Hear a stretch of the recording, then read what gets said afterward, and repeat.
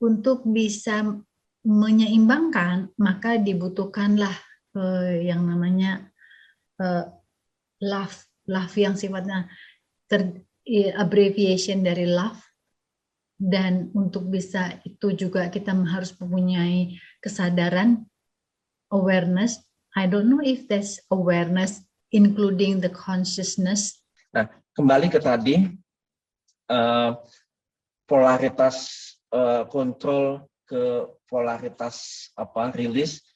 Saya merasakan dalam hidup saya, awalnya memang saya lebih banyak dikontrol, tetapi semakin banyak wisdom, mulai pergerakannya ke rilis. Sampai akhirnya saya meyakini rilis. Tapi memang, walaupun saya saat ini sudah meyakini ini, tetapi memang mungkin saya bilang saya baru di 80% gitu. Kenapa saya belum bisa semua? Saya masih eksperimentasi lagi. Saya masih eksperimentasi yang di 20%. Saya mau cek lagi, sehingga ya karena ini kan kita bisa yakin karena eksperimen, karena merasakan gitu, betul-betul di depan mata. Ini empirisnya sudah kelihatan. 20% lagi untuk benar-benar meyakini. Ada satu hal yang menarik. Kalau kita misalnya ada satu case, kita masuk di dalam case tersebut, kemudian kita mengatakan bahwa ini yang benar, terus kita mendukung 100% di satu sisi. Nah, pertanyaan, ada beberapa hal yang menjadi wisdom saya gitu. Artinya ini kan proses intimidasi, saling mengintimidasi, nanti dia merasa kalah, dia lebih mengintimidasi. Nah, pertanyaan yang paling sederhana yaitu seberapa besar tindakan yang kita lakukan di dalam rentan keadilan. Artinya kalau kita ingin memberikan suatu daya balik gitu kan harus adil sesuai dengan tingkat kesalahannya dia gitu. Kalau misalnya tingkat dia melakukan sesuatu, misalnya tingkat kesalahannya di 5 poin gitu ya, kita harus misalnya membalas di 5 poin juga gitu. Begitu kita udah 5,1 poin, kita yang salah gitu. Karena kita melebihi kadar serangannya mereka gitu. Pertanyaannya seringkali mereka mengintimidasi, kita membalasnya dengan intimidasi yang lebih besar. Jadi artinya kita bisa terjebak di dalam kesalahan.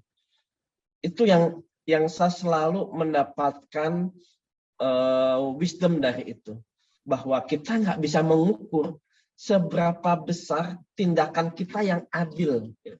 Kita nggak tahu.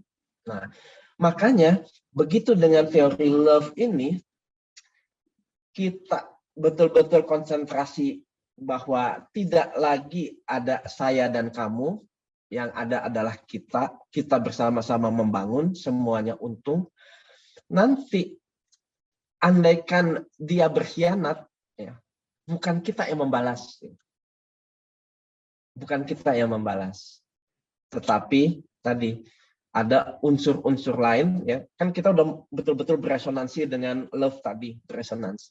Nanti yang membalas itu adalah ya bisa jadi atom-atom yang memang menyeimbangkan, atau nanti short adjuster atau siapapun, sehingga kita yang sangat mind blowing, kok bisa tiba-tiba dia berubah, kok dia tiba-tiba ini dari mana kok masalah ini kok bisa cepat selesai gitu.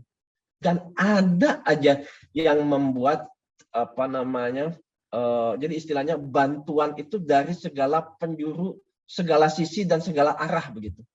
Kalau kita masuk di dalam polaritas, mungkin kita kalau istilahnya vektor hanya satu arah ini. Tapi begitu kita masuk di love, itu yang namanya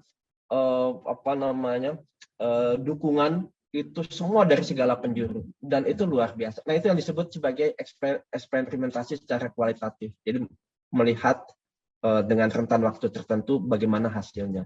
Dan tadi, jadi kuncinya jangan ragu-ragu.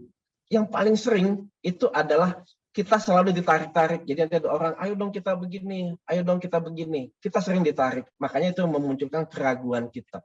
Dan kita nggak boleh ragu. Kalau kita udah yakin bahwa love itu yang terbaik, lakukan itu. Dan nanti tadi sisanya itu dilakukan sama yang lain. Sehingga masalah menjadi